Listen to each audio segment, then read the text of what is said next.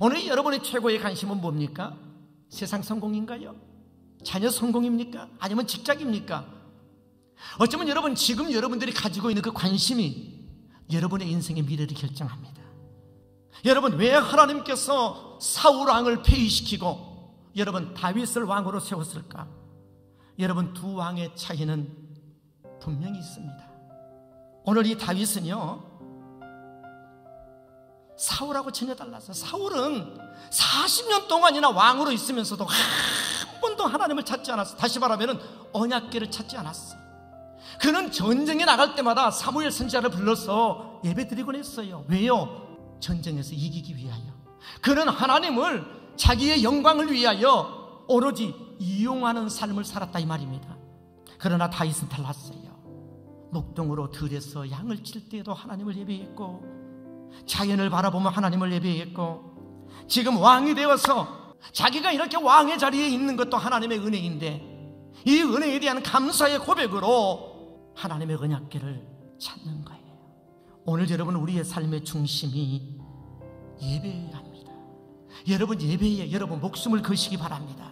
그런데 다윗이 여러분 언약궤를 가져올 때에 실수를 해요.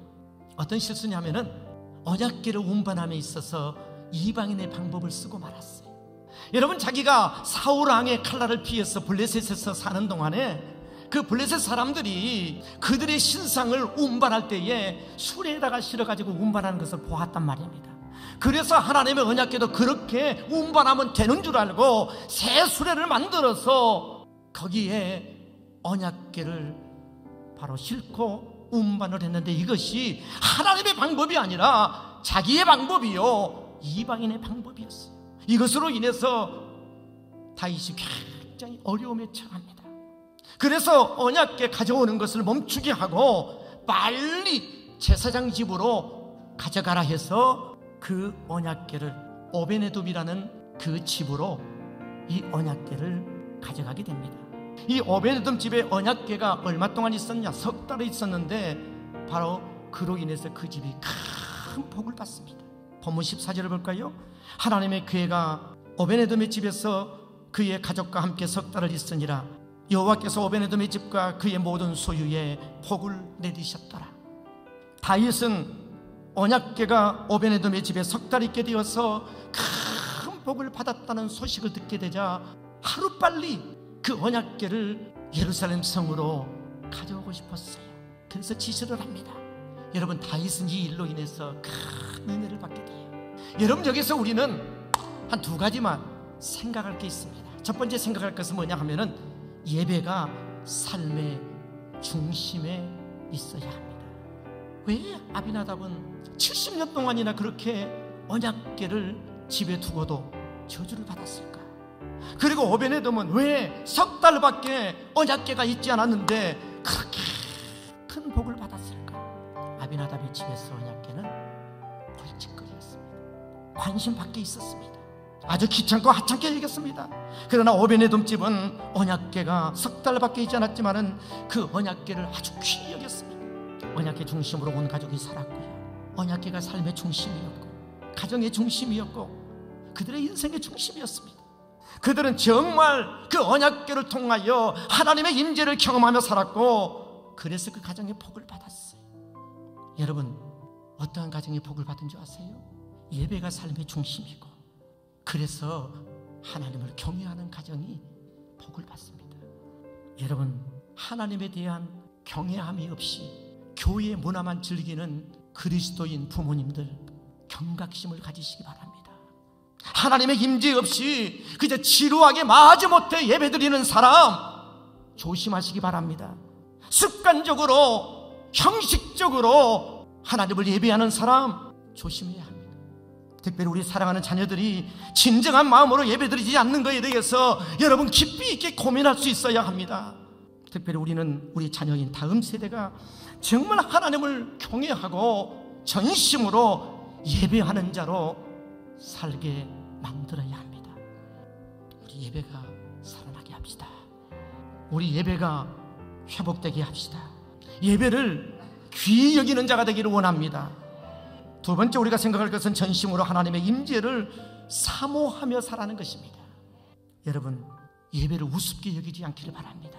하나님의 임재를 여러분 우습게 여기지 않기를 바랍니다.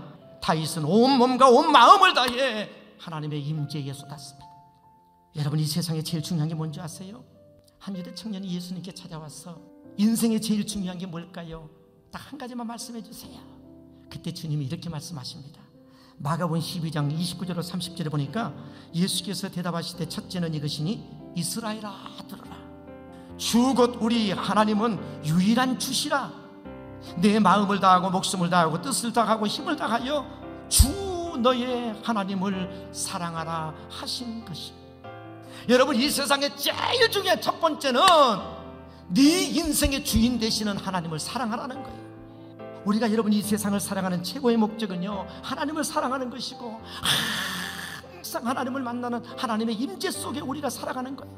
시편 여러분 27편 4절에 보면은 내가 여호와께 바라는 한 가지 일 그것을 구하리니 곧 내가 내 평생에 여호와의 집에 살면서 여호와의 아름다움을 바라보며 그의 성전에서 사모하는 그것이라.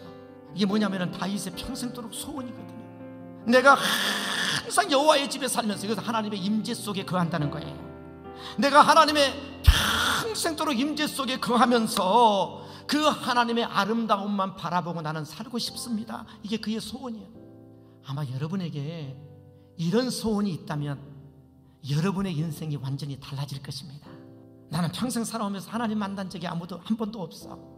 여러분, 인생 잘못 산 거예요. 신앙생활 잘못한 거예요. 헛거든.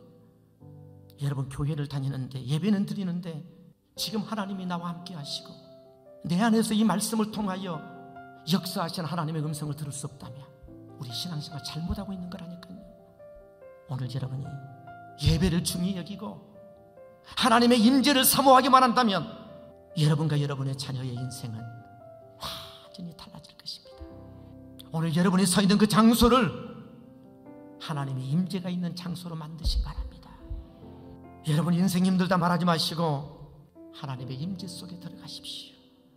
여러분들이 하나님을 경외함으로 예배를 중히 여기고 예배가 여러분의 삶의 중심이 되고 여러분의 인생의 중심이 되고 그리고 하나님의 임재를 사모함으로 우리가 살아간다면 여러분만이 아니라 여러분의 자자손손인 오베네돔의 집의 자손들과 같이 여러분 다윗의 가문과 같이 그런 놀라운 영광의 축복이 임하게 될 줄로 믿습니다.